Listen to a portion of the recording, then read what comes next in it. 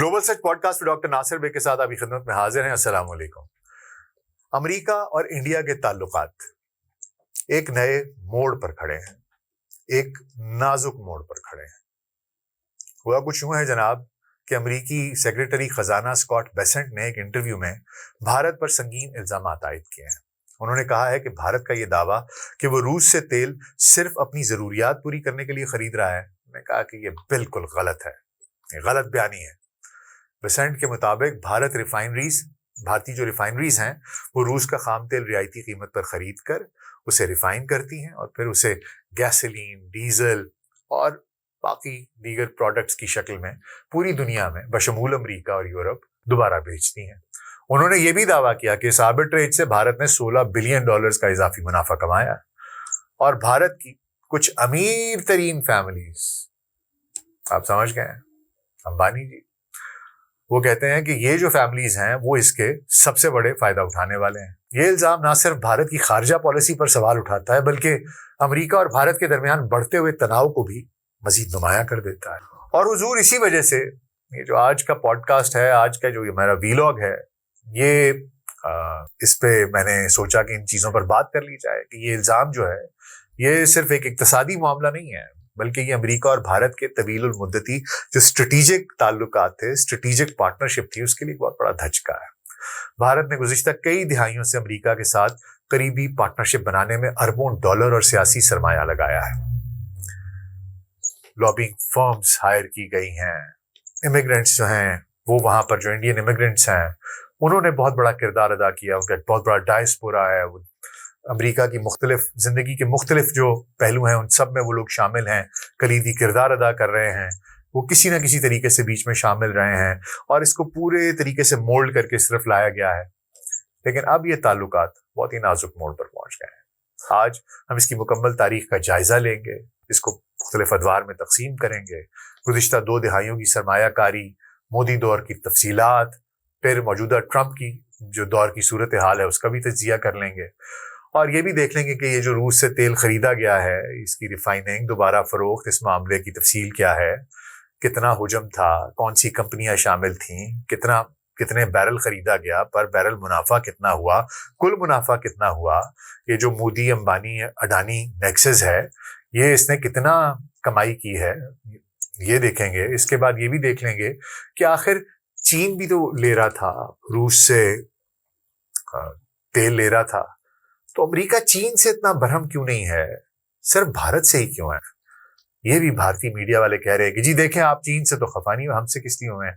तो ये भी मैं आपको बताऊंगा कि इसकी वजह क्या, और वजह सुन के एक दफा आपके भी होशो हवास उड़ जाएंगे कि असल रीजन है क्या और ये भारत ने किया क्या है। खुसूसी तौर पर ये जो मोदी साहब हैं, भारतीय बेचारे अवाम को तो इसका कुछ भी नहीं मिला, जिनको मिला है वो मोदी साहब और उनके दुलारों को मिला है। तो आइए आगाज करते हैं, पहले देख लेते हैं कि ये अमेरिका और भारत के ताल्लुकात की एक मुख्तसर सी तारीख आपको बताई देता हूँ। अमेरिका और भारत के ताल्लुकात की बुनियाद 1947 में भारत की आज़ादी के साथ ही पड़ गई थी, लेकिन ये पेचीदा और उतार चढ़ाव से भरपूर रही है। हम इसे 4 अहम अदवार में तकसीम करेंगे ताकि आसानी हो जाए इनको समझने की। पहला तो है आज़ादी से सर्द जंग का आगाज, यानी कि 1947 से 1960 तक। ये दौर उम्मीदों से शुरू हुआ। अमरीकी सदर ट्रूमैन ने जवाहरलाल नेहरू को आज़ादी पर मुबारकबाद दी और दोनों ममालिक ने सफारती ताल्लुकात कायम किए। अमरीका ने भारत को एक जमहूरी मुल्क के तौर पर देखा जो कम्युनिज्म के खिलाफ इत्तेहादी बन सकता था। इक्तिसादी इमदाद के तौर पर PL 480 प्रोग्राम के तहत 1954 से अमरीका ने भारत को अरबों डॉलर की गंदम फराहम की, जो तकरीबन $500 मिलियन सालाना थी। ताहम नेहरू की गैर वाबस्तगी की पॉलिसी, नॉन अलाइंड मूवमेंट के साथ जो 1955 से उन्होंने अपने आप को अलाइन कर लिया था, इसने अमेरिका को बहुत मायूस किया और अमेरिका ने पाकिस्तान को सीटो और सेंटो जैसे इत्तेहादों में शामिल कर लिया और कश्मीर तनाज़े पर भी पाकिस्तान की हिमायत की। भारत की इक्तिसादी शरह नमू उस दौर में 3 से 4% रही और तनाव की एक मिसाल आपको देता जाऊं कि 1949 में जब नेहरू गए अमेरिका तो वहां पर ट्रूमैन की उम्मीदें थी कि ये शायद कम्युनिज्म के मुखालिफ को बयान देंगे और उन पर प्रेशर भी था, लेकिन उनकी उम्मीदों के बरक्स नेहरू ने कम्युनिज्म के खिलाफ बयान नहीं दिया। ये दौर अमेरिका की सर्द जंग की तरजीहात और भारत की खुद मुख्तारी के तसादुम का था। दूसरा दौर 1961 से 1991 तक سرد جنگ کی شدت سے تعلقات مزید خراب ہوئے۔ 1962 کی چین بھارت جنگ میں امریکہ نے بھارت کو $93 ملین کی فوجی امداد دی، لیکن یہ ایک اسٹریٹجک نہیں بلکہ صرف ٹیکٹیکل ریسٹ تھا، عارضی چیز تھی۔ 1965 کی پاک بھارت جنگ میں امریکہ نے پاکستان کی حمایت کی اور بھارت پر ہتھیاروں کی امداد روک دی۔ 1971 کی جنگ میں تو امریکہ نے پاکستان کو مکمل سپورٹ دی اور کہا کہ میرا 7واں جو بحری بیڑا ہے 7th فلیٹ وہ بنگال کے خلیج میں بھیج رہا ہوں۔ وہ پہنچا نہیں علیحدہ بات ہے، لیکن انہوں نے کمٹ ضرور کیا تھا اور بھارت کو یہ ایک براہ راست دھمکی تھی۔ جواباً بھارت نے سوویت یونین کے ساتھ 1971 کا 20 سالہ دوستی کا معاہدہ کیا، جس سے بھارت نے 80% ہتھیار سوویت یونین سے حاصل کرنے شروع کر دیے۔ امریکہ نے پاکستان کو F-16 جیٹس دے دیے۔ اقتصادی طور پر بھارت کی سوشلسٹ پالیسیاں جیسے 1969 میں بینکوں کی نیشنلائزیشن تھی، وہ امریکہ کی جو اکنامک پالیسی ہے اس سے مطابقت نہیں رکھتی تھی۔ 1980 کی دہائی میں افغانستان میں سوویت حملے کے خلاف امریکہ نے پاکستان کے ذریعے مجاہدین کی مدد کی اور امریکہ اور پاکستان مزید قریب آ گئے۔ بھارت کے جو GDP ہے وہ اس دور میں 4% رہا اور امریکہ کی امداد $100 ملین سالانہ تک کم ہو گئی۔ ایک دلچسپ واقعہ کہ 1984 میں رونلڈ ریگن کا بھارت کا دورہ تھا، جہاں ٹیکنالوجی ٹرانسفر پر بات ہوئی، لیکن تناؤ پھر بھی برقرار رہا۔ یہ دورہ بھارت کی سوویت جھکاؤ کی وجہ سے کیا گیا تھا کہ شاید ان کو واپس لے کے آیا جا سکے۔ اس کے بعد وہ دور شروع ہوتا ہے جب سوویت یونین رہا نہیں، یعنی کہ سوویت یونین کی تحلیل سے لے کر 1991 میں اس سے لے کے 2000 تک۔ تو 1991 کی سوویت تحلیل اور بھارتی اقتصادی بحران یعنی کہ بیلنس آف پیمنٹ نے ایک پالیسی تبدیل کی۔ GDP گروتھ 1991 میں صرف 1%، بلکہ 1% سے بھی کم تھی، لیکن اصلاحات سے 1992 سے 1997 میں 6.5% گروتھ ہوئی۔ امریکہ نے بھارت کو ابھرتی معیشت کہا اور 1994 میں ٹیرف چھوٹ دی، لیکن 1998 کے جوہری تجربات نے پابندیاں لگائیں جو $2 بلین کی امداد متاثر ہوئی، جس سے بھارت نے امریکہ سے سپر کمپیوٹرز مانگے لیکن انکار ہو گیا۔ اسی دور میں 1999 کا کارگل کا مارکا بھی ہوا، کارگل کی جنگ ہوئی، جہاں امریکہ نے انڈیا کا ساتھ دیتے ہوئے پاکستان پر دباؤ ڈالا اور سنا ہے کہ اس زمانے میں ان کی جو تجارت ہے وہ $5 سے $10 بلین تک کی پہنچ چکی تھی۔ اس کے بعد دور آتا ہے جی 2000 سے 2014 تک کا۔ بل کلنٹن کے 2000 کے دورے میں کہا کہ جی وی آر نیچرل ایلائز، کہ ہم تو قدرتی ایک دوسرے کے دوست ہیں بھائی، یہ بیان دیا گیا۔ 2005 سے 2008 کا سول نیوکلیئر ڈیل، بھارت کو NSC چھوٹ دلائی گئی۔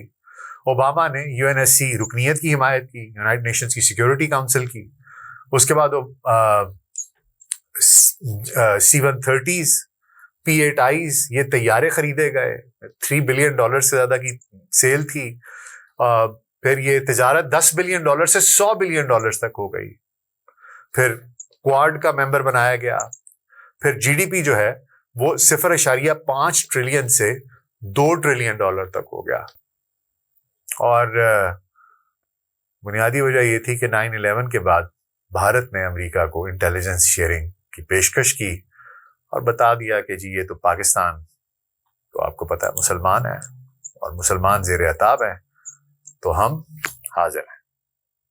خیر، یہ تو معاملہ یہاں تک ہو گیا۔ اب اگر دیکھ لیں کہ جی گزشتہ 2 دہائیوں میں یہ جو اسٹریٹجک پارٹنرشپ کی سرمایہ کاری ہے، یہ آخری فیز اس کو میں کہتا ہوں 2005 سے 2025 تک کا۔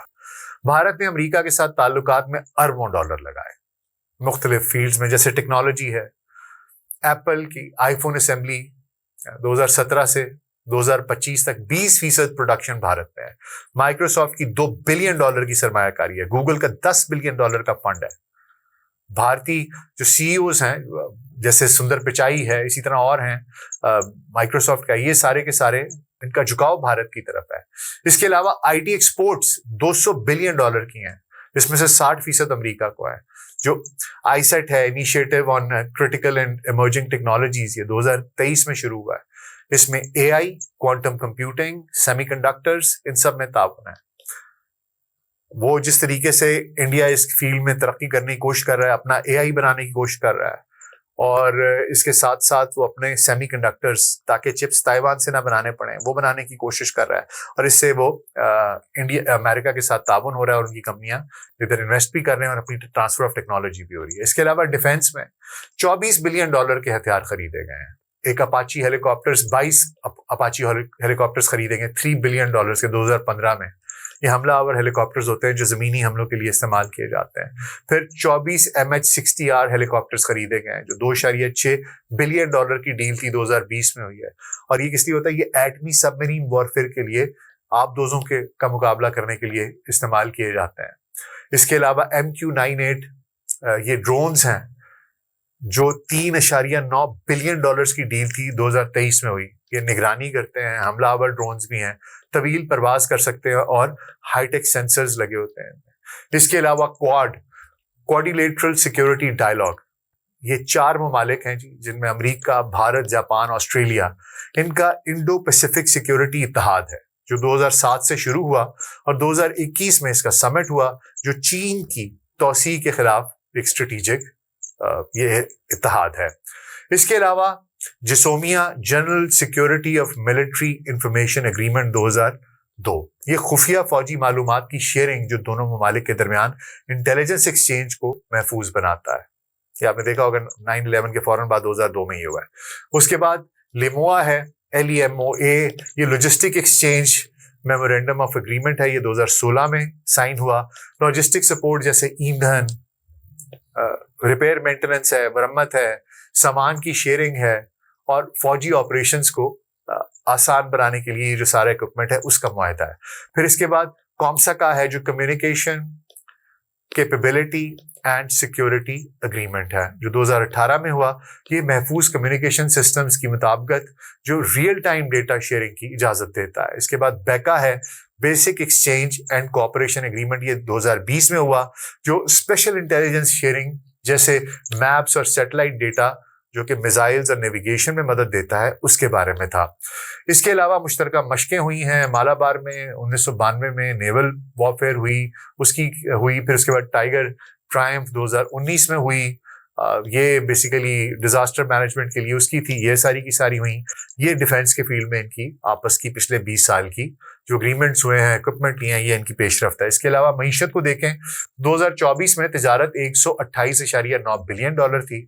بھارت سے امریکہ کو $87.4 بلین، جس میں سے ٹیکسٹائل 20%، فارما 15%، جواہرات 10% یعنی کہ جیمز، IT سروسز 25% تھا. امریکہ سے بھارت کو 41.5 بلین تھی. طیارے اور ایویشن پارٹس اس میں 15% تھے، قدرتی گیس اور LNG 20% تھی، مشینری اور الیکٹرانکس 25% تھی اور بھارت کا سرپلس $45.9 بلین ہے جو امریکہ کے لیے تناؤ کا باعث ہے. توانائی میں بھارت نے امریکہ سے LNG درآمد شروع کی 2016 سے $10 بلین سالانہ. فارما میں بھارتی جنیرک دوائیں امریکہ کی 40% مارکیٹ پر قبضہ کرتی ہیں جو سستی ادویات فراہم کرتی ہیں. ثقافت کی بات کر لی جائے تو جناب بالی ووڈ، اس کی جو وہ سلم ڈاگ ملینئر سے کہانی 2008 سے شروع ہوتی ہے، نیٹ فلکس پہ سیکرٹ گیمز آتی ہے، دیوالی امریکہ میں منائی جاتی ہے اور جو 4.5 ملین بھارتی امریکی ہیں وہ سیاست میں، ٹیکنالوجی میں، ہر سیکٹر میں، بزنس میں، ہر جگہ پر چھائے ہوئے ہیں. جیسے کملا ہیرس تھیں جو سابقہ نائب صدر تھیں، ہو سکتا ہے وہ صدر بن جاتی اور ان کو بڑی خوشی ہو رہی تھی کہ جناب، تو وہ یہ سب کے سب لوگ ایک بہت بڑا اس میں ڈالتے ہیں، افیکٹ کرتے ہیں. 5000 ریسٹورینٹس ہیں انڈین فوڈ کے امریکہ میں. اور اب انڈینس کو ایک لیجیٹمیٹ آئیڈینٹی مل گئی ہوئی ہے US سوسائٹی میں. ان کو اب تسلیم کر لیا گیا ہے ایک اکائی کے طور پر کہ ہاں یہ ہمارے معاشرے کا ایک حصہ ہے اور وہ بڑے انفلوئنشل ہیں. ان کی آپس میں جو ایک دوسرے کو وہ سپورٹ کرتے ہیں وہ کمال ہے. اور میں نے بتایا ہالی ووڈ بالی ووڈ کی آپس میں وہ جو ہے پریانکا چوپڑا یہاں سے وہاں چلی گئی. پھر ہر مووی میں ایک ہائی ٹیک بندہ بناتے ہیں جو کہ جس کو کوٹ شوٹ پہنا کے چشمے لگا کے، اور وہ بڑا گیک ہوتا ہے اور وزکڈ ہوتا ہے اور پتہ چلتا ہے کہ جی یہ انڈین ہے، اس کا نام سریش یا دلیپ یا کمار ہوگا جو بھی ہے. تو یہ بیسیکلی انہوں نے ایک اس کو نارملائز کیا ہے کہ جناب یہ بھی ہمارے بندے ہیں، ہمارا ہی حصہ ہے. تو یہ ایک علیحدہ ڈائمنشن ہے ثقافتی جس میں کہ کام ہوا ہے. اس کے علاوہ ٹیک ایکسپرٹس ہیں، طلباء ہیں اور امیگرینٹس ہیں. 2023-24 میں 3,31,602 بھارتی طلباء امریکی یونیورسٹیز میں گئے ہیں جو سب سے زیادہ پرسنٹیج ہے. اس کے علاوہ سٹیم فیلڈز میں مطلب 70% ہے یہ. H1B ویزا جو ہے وہ 72% بھارتیوں کو ملتا ہے جو ٹیک سیکٹر کو چلاتے ہیں. بھارتی امیگرینٹس جو ہیں وہ امریکہ کی معیشت میں $100 بلین کا سالانہ حصہ ڈالتے ہیں, خاص طور پر ٹیک اور ہیلتھ کیئر میں. اس کے علاوہ بزنسز علیحدہ ہیں. باقی اس کے علاوہ دیگر ماحولیات ہیں, جس طرح پیرس ایکارڈز میں مشترکہ کام کیا ہوا انہوں نے, خلائی جس طرح آرٹمس پروگرام 2021 میں, اس میں انہوں نے اکٹھے کام کیا ہوا ہے, جو کہ ان کا مشن ٹو دا مون تھا, اس میں ان کے ساتھ تعاون ہوا تھا. اس کے علاوہ صحت کے فیلڈ میں کووڈ سے میں 1 بلین ویکسینز جو ہیں وہ شیئر کی گئی تھیں. تو یہ ایک آپ کو میں نے بتایا کہ یہ ساری کی ساری پچھلے 20 سال کی انویسٹمنٹ ہے. اب آئیے ذرا خصوصی طور پہ مودی صاحب کے دور کو دیکھ لیتے ہیں. نریندر مودی کے اقتدار میں بھارت کی جی ڈی پی 2 ٹریلین سے $4.27 ٹریلین ہو گئی ہے. سالانہ گروتھ اوسطاً 7% ہے.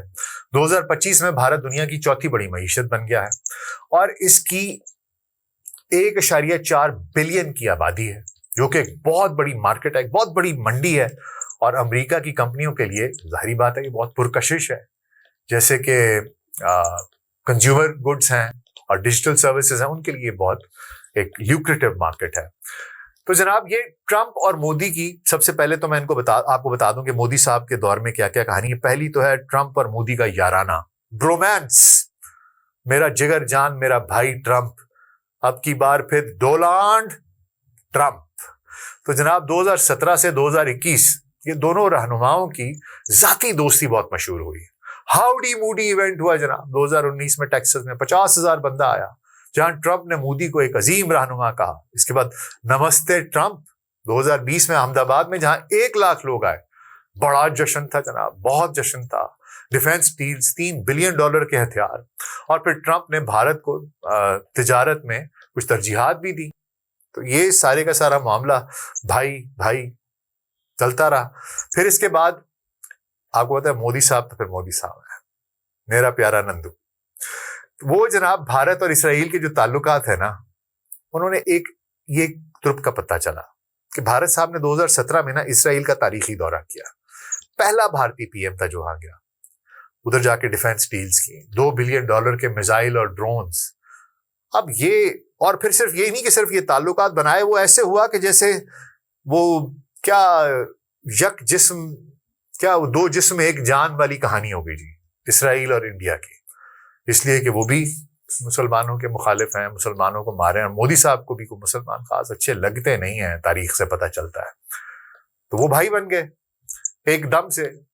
اتنی دفعہ میں یہ بتا چکا ہوں کہ پی ایل او کو سب سے, جو پیلسٹینین لبریشن آرگنائزیشن تھی, اس کو سب سے پہلے انڈیا نے تسلیم کیا تھا, اور وہی انڈیا جا کے اسرائیل کا بھائی بن گیا. اب جب انڈیا اسرائیل کے قریب ہوا تو امریکہ کے لیے بہت خوش آئند بات تھی, کیونکہ امریکہ اور اسرائیل کی ان کی تو اسٹریٹجک پارٹنرشپ ہے, اور وہ تو بھائی ہیں. اس کے بعد یہ جو تعلقات ہیں یہ I2U2 اتحاد کا, اس پہ کلمنیٹ ہوتے ہیں. یہ اس کا ریزن بنے جس میں امریکہ, united states of America, UAE, Israel اور انڈیا, I2U2, اور یہ ایک دوسرے کو مدد دیتے ہیں مشرق وسطیٰ میں اقتصادی تعاون میں. بائیڈن دور کی بات کر لیں, 2021 سے 2024 تک کا یہ جو 4 سال تھے, اس میں تعاون جاری رہا. کوارڈ, اس کے سمٹس ہوتے رہے, آئیسیٹ کا آغاز ہوا, لیکن ساتھ ساتھ تناؤ بھی تھوڑا بہت جاری رہا. جیسے انسانی حقوق پر اور CAA پر تنقید ہوتی رہی, تجارت مزید بڑھی, اور بائیڈن نے بھارت کو جمہوریت کا چراغ کہا. اس کے ساتھ ساتھ مودی صاحب نے, اور یہ جو بھارت کی گورنمنٹ ہے, یہ اس سے پہلے کئی خیر جو برکس اور SCO میں ان کی شمولیت ہو چکی ہوئی تھی, وہ اس کو بھی انہوں نے مزید بڑھایا.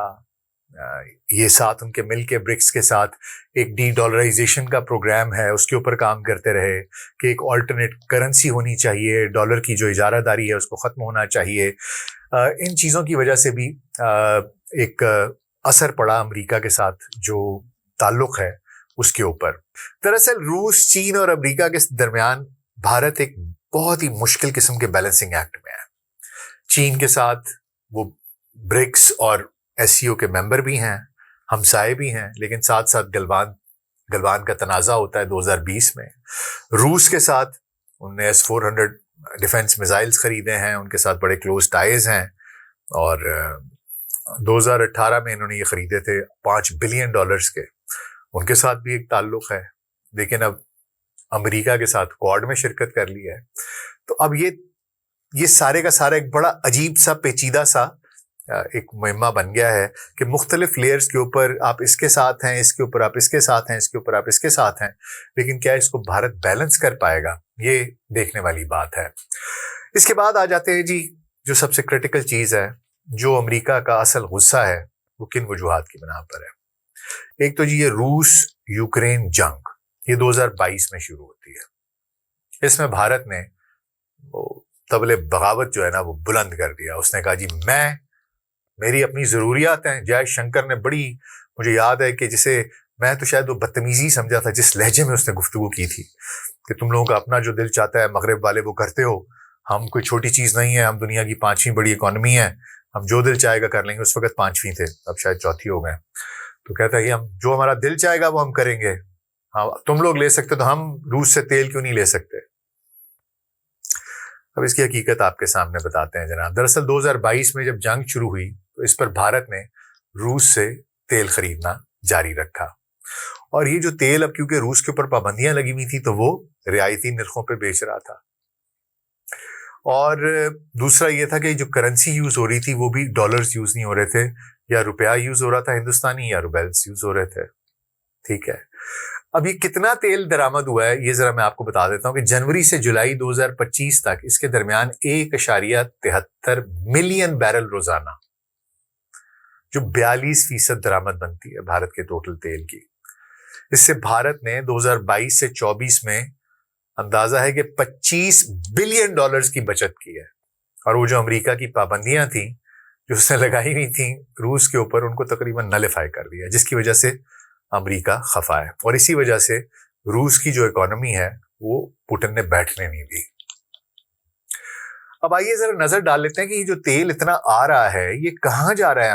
ہندوستان میں, بھارت میں کہاں جاتا ہے یہ تیل, خریدار کون ہے, ریفائننگ کہاں ہو رہی ہے, اس کو دوبارہ کیسے فروخت کرتے ہیں, کون کون ہے جو اس میں شامل ہے. تو جناب یہ جو معاملہ ہے یہ بھارت کی معیشت کے لیے نہایت ہی منافع بخش تھا, لیکن یہ عالمی تنازع کا باعث بن رہا ہے. اب میں آپ کو بتاؤں کہ جو اس کا حجم ہے وہ 2024 میں وہ اوسط 1.8 ملین بیرل روزانہ تھا, تقریباً 88 ملین ٹن بنتا ہے کل. 2025 کے پہلے نصف میں 1.73 سے 1.8 ملین بیرل روزانہ ہوتا رہا, جو بھارت کی کل تیل کی برآمدات کا 35 سے 42% ہے. مختلف ذرائع کے مطابق 36 سے 40% بھی کوٹ کیا جاتا ہے. جولائی میں یہ کچھ کم ہو کے 1.5 ملین ہوا, لیکن اگست میں پھر دوبارہ یہ 2 ملین تک واپس چلا گیا, اور جون میں بھی 2.08 ملین. یہ اضافہ ڈرامائی ہے. کیوں ڈرامائی ہے؟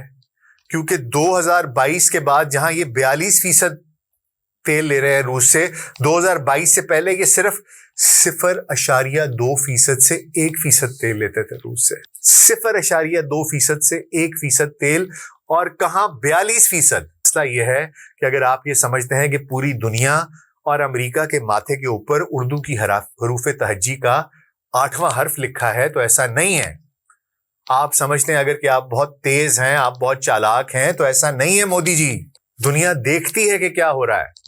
آئیے اب آپ کو یہ بھی بتا دوں, اس کا فائدہ بھارت کے عوام کو نہیں ہوا, لیکن میں آپ کو بتاتا ہوں کس کو فائدہ ہوا ہے. جناب جو کمپنیاں اس میں استعمال ہوئی ہیں وہ پرائیویٹ ریفائنریز ہیں, اور جنہوں نے کہ اس سے اربوں کمائے ہیں. سب سے پہلے ریلائنس انڈسٹریز, مکیش امبانی کی کمپنی, یہ سب سے بڑی بینیفیشری ہے. دسمبر 2024 میں روس جو نیفٹ ہے اس سے انہوں نے 10 سال کا معاہدہ کیا, اور ابتدائی طور پر 5 لاکھ بیرل روزانہ, جو 2025 میں 6,13,000 بیرل روزانہ تک, یومیہ تک یہ پہنچ گئی ان کی کھپت. ریلائنس کا 47% تیل جو ہے وہ روس سے آتا ہے, اور اس کی جو یہ جمنا گڑھ کی ریفائنری ہے یہ دنیا کی سب سے بڑی 124 ملین بیرل روزانہ کی صلاحیت رکھتی ہے, وہ اسے ریفائن کرتی ہے. ریلائنس کی روسی تیل درآمدات جنگ سے پہلے صرف 3% تھیں 2022 سے پہلے, اور جنگ کے 2022 کے بعد کتنی ہے؟ 50%. آپ کا خیال ہے کہ امریکیوں کو نظر نہیں آ رہا کہ کیا ہو رہا ہے؟ یہ آپ کی ضروریات ہیں.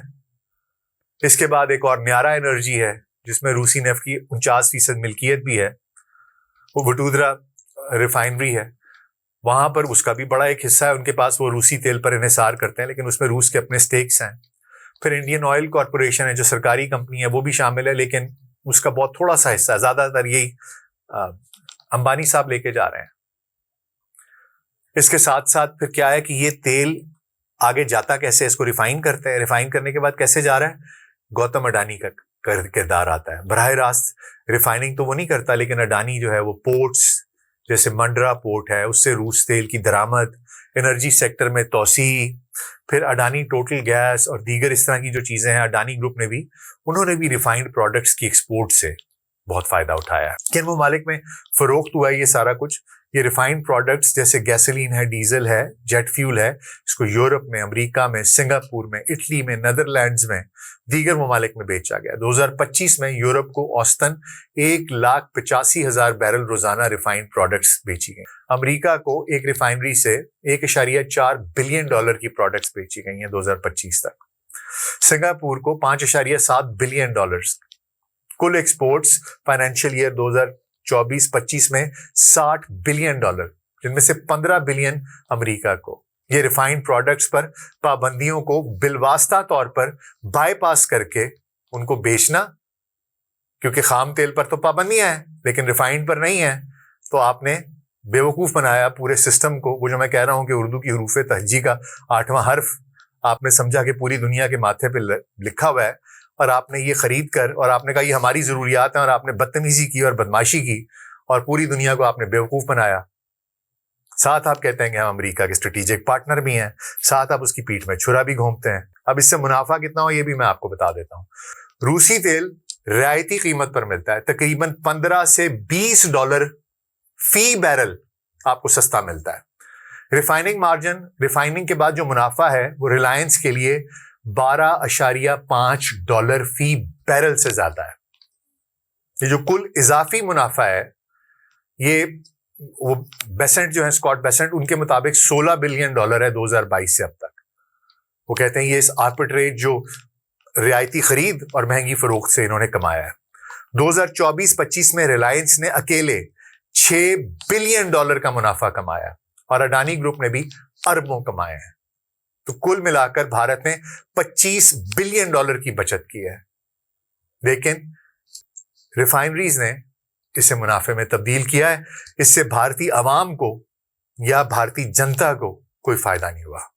دراصل بھارت میں پہلے بھی تنقید ہوتی ہے جی، یہ جو مودی، امبانی، اڈانی نیکسس ہے نا، اس کو تنقید کا نشانہ بنایا جاتا ہے۔ کرپشن کے چارجز لگتے ہیں، فیوریٹزم کی بات ہوتی ہے، اپوزیشن پارٹیز جیسے کانگریس ہے وہ الزام لگاتی ہے کہ مودی حکومت نے پالیسیاں تبدیل کر کے انہیں خصوصی طور پر فائدہ دیا ہے، جیسے ایئرپورٹس ہیں، پورٹس ہیں، انرجی کانٹریکٹس ہیں، حتیٰ کہ روسی تیل کی درآمدات ہیں اس میں آسانی ہے۔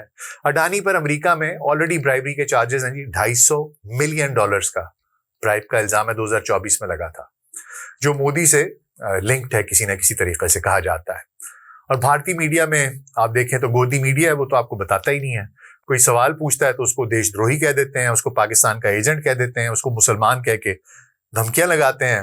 لیکن یہ ہے کہ ہم رام مندر بنا دیں گے، ہم کوئی اور مندر بنا دیں گے، ہم کوئی ایک دوبارہ شوشہ چھوڑ دیں گے مذہب کے نام پر، اور پورے لوگ جو ہیں ان کو اسی طریقے سے بیوقوف بنایا ہوا ہے۔ اور کوئی بات کرتا ہے ملک کی، کوئی ان سے سوال پوچھتا ہے تو اس کو پکڑ لیتے ہیں اور اس کو کہتے ہیں کہ تم نے تو گستاخی کی ہے، تم نے ہندوازم کے اوپر گستاخی کی ہے، تم تو بھارت کے سگے نہیں ہو، اور اس کو کسی نہ کسی طریقے سے پاکستان سے یا اسلام سے جوڑ کر اس کی طبیعت سیٹ کر دی جاتی ہے۔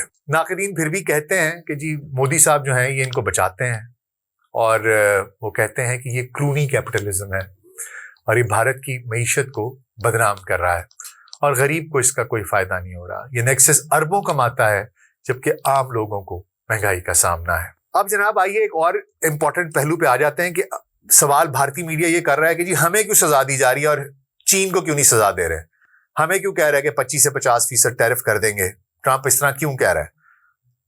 ہم اکیلے تو نہیں ہیں جو روس سے تیل لے رہے ہیں، چین بھی تو لے رہا ہے، اس کی کیوں تم برداشت کر رہے ہو اور ہمیں کیوں تم اس کی سزا دے رہے ہو؟ تو جناب اب امریکہ جو ہے یہ کیوں آپ کے ساتھ اس طریقے سے کر رہا ہے، یہ میں آپ کو بتا دیتا ہوں۔ دراصل 2022 سے پہلے چین کی جو تیل کی درآمدات تھیں اس کا 13% جو تھا وہ روس سے آتا تھا. 2022 کے بعد جب یہ جنگ ہوئی ہے تو وہ 13% سے بڑھ کر 16% ہو گیا. کچھ ذرا یہ کہتے ہیں جی 20% ہو گیا، لیکن 13 سے 16% ہوا ہے. اب یہ اضافہ صرف 3% کا ہے، جو کہ ظاہری بات ہے، وہ اتنا بڑا ملک ہے، ان کی ریکوائرمنٹس ہیں، اور وہ صرف ان سے نہیں، ان کی جو مارکیٹس ہیں ان میں بڑا تنوع ہے. وہ سعودی عرب سے بھی لیتے ہیں، ایران سے بھی لیتے ہیں، باقی لوگوں سے بھی لیتے ہیں، اور ان کی پتہ چلتا ہے کہ یہ ان کی ضرورت تھی. 13% پہلے لے رہے تھے، 16% تک چلا گیا. تو ضروریات پوری کرنا اس کو کہتے ہیں کہ 13 سے 16% کی انکریز ہوئی ہے. لیکن بھارت کی روسی تیل درآمدات جو ہے وہ 2022 سے پہلے صرف 0.2% سے 1% تھیں، جو اب 42% ہیں. اب یہ ایک ڈرامیٹک جمپ ہے، اور امریکہ اس کو سمجھ رہا ہے، دیکھ رہا ہے، اور اس کو یہ سمجھ آ رہی ہے کہ یہ موقع پرستی ہے اور پروفیٹیرنگ ہے. اور یہی بات اسکاٹ بیسنٹ نے کہی ہے کہ بھارت یہ جو اضافہ ہے یہ ضروریات پوری کرنے کے بہانے کر رہا ہے، لیکن حقیقت میں ریفائن کر کے دوبارہ بیچ کر اربوں کما رہا ہے. اور وہ یہ بھی کہہ رہے ہیں کہ بھارت کے ہاتھ پر یوکرینیوں کا خون ہے، انہی کی وجہ سے، اسی پیسے کی وجہ سے روس اس جنگ کو اتنا لمبا طویل کھینچ سکا اور یوکرین کو ٹکر دے رہا ہے اور وہ ویسٹ کو آنکھیں دکھاتا ہے. چین پر ٹیرف لگانے سے ایک یہ بھی معاملہ ہے کہ دیکھیں چین ایک مختلف ایک اور سیٹ میں ہے. بھارت اور چین ایک بریکٹ میں نہیں ہے. بھارت جتنی مرضی خواہش کر لے، بھارت ابھی چھوٹا راجن ہے. وہ اس چھوٹے سے جو آپ کے یہ جو لوکل ایریا ہے، یہ اس کا سب کانٹیننٹ کا جو ایریا ہے، یہاں پر آپ بدماش سمجھ سکتے ہیں اپنے آپ کو، لیکن آپ گلوبل لیول کے اوپر جب جاتے ہیں تو آپ بالکل پپلو ڈپلو ہیں. آپ اپنے آپ کو سمجھتے ہیں کہ میں بہت بڑا پہلوان ہوں، آپ ہیں نہیں. اس لیے جو چین ہے اس پر ٹیرف لگانے سے عالمی معیشت کو بڑا دھچکا لگ سکتا ہے. چین دنیا کی ایک بہت بڑی طاقت ہے، سب سے بڑی تیل کی درآمد کنندہ ہے. وہ جواب میں ریٹیلیشن کر سکتا ہے، اس سے تیل کی عالمی قیمتیں بڑھا دے گا. بھارت ایک تو غلط کام ان کا اور آپ کا فرق ہے. انہوں نے صرف 3% بڑھایا، آپ نے 42% بڑھا دیا ہے. آپ نے تو دھوکہ دیا ہے. اس لیے آپ کو سزا دینا، جو اگر آپ کو پینلائز کر رہے ہیں تو وہ بالکل ٹھیک کر رہے ہیں، کیونکہ آپ ڈیزرو کرتے ہیں. So this is the logic behind it. Donald Trump جو ہیں، ان کے یہ جو دوسرا دور شروع ہوا ہے، اس میں انہوں نے یہ جو تعلقات ہیں، اس نے کہا کہ میرا بڑا اچھا دوست ہے مودی، لیکن تعلقات ایک دم سے خراب ہو گئے. کیوں؟ ٹرمپ نے یہ سمجھ لیا تھا، اور اس نے پھر کہا کہ مودی کو ڈبل گیم کہا کہ تم کر رہے ہو. ابتدائی طور پر انہوں نے 25% ٹیرف لگایا، پھر جب یہ کہانی کھلی تو انہوں نے اس ٹیرف کو 50% کر دیا. ان کے حالیہ بیانات سوشل میڈیا پر ایک پوسٹ میں ٹرمپ نے بھارت کو ٹیرف ابیوزر کہا اور لکھا کہ بھارت روسی تیل سے پروفیٹیرنگ کر رہا ہے اور ہماری پابندیوں کو کمزور کر رہا ہے. یہ ناقابل قبول ہے. ان کی انتظامیہ کے افسران، اسکاٹ بیسنٹ کا میں نے آپ کو بتایا، انہوں نے کہا بھارت کی آربیٹریج امریکہ کی معیشت کو نقصان پہنچا رہی ہے اور روس کو جنگ جاری رکھنے میں مدد کر رہی ہے. ایک اور پوسٹ میں ٹرمپ نے لکھا کہ مودی میرا دوست ہے، لیکن بھارت کو اپنا کھیل صاف کرنا، they have to come clean. روس کے ساتھ ڈیلز بند کرو.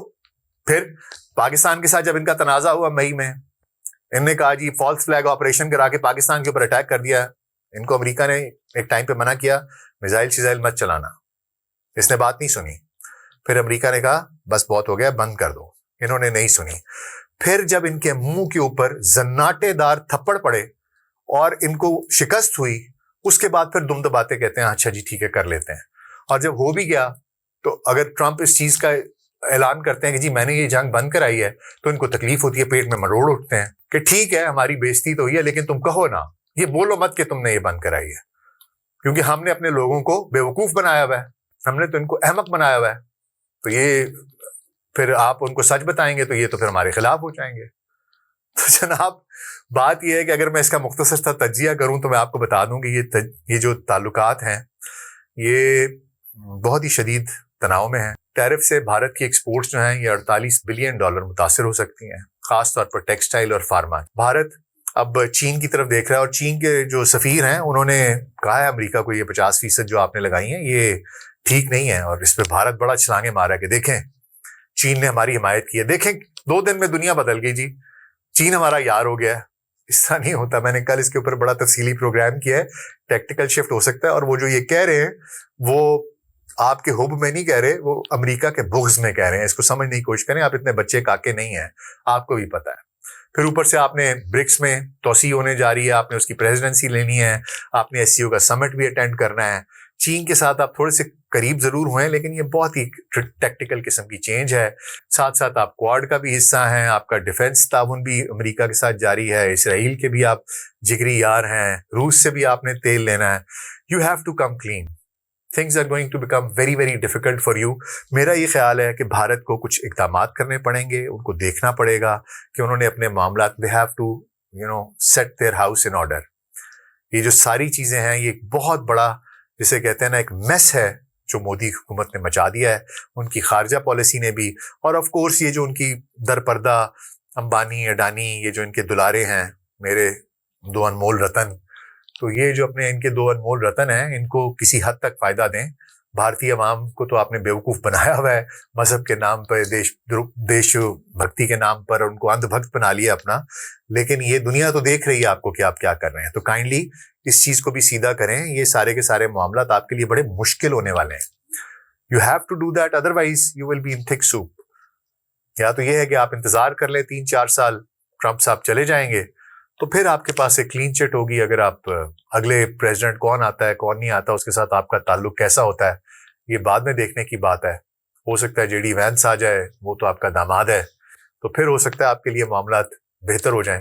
بہرحال جی, بھارت ایک بہت ہی جسے کہتے ہیں نا یہ جو منافقانہ اس کی ہتھ کنڈے تھے وہ بڑے دنیا کے سامنے کھل گئے ہیں.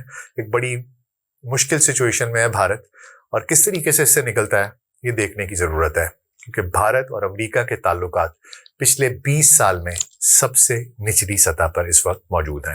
Let's see how Bharat comes out of it, کس طریقے سے اس کو ٹیکل کرتے ہیں. آپ بھی دیکھیے, ہم بھی دیکھتے ہیں. آپ کا اس بارے میں کوئی کامنٹ ہے, سجیشن ہے, کوئی کریکشن ہے میری کسی بات میں, تو بھی ضرور نیچے بتائیے گا. میں بہت خیال رکھیے گا. شکریہ.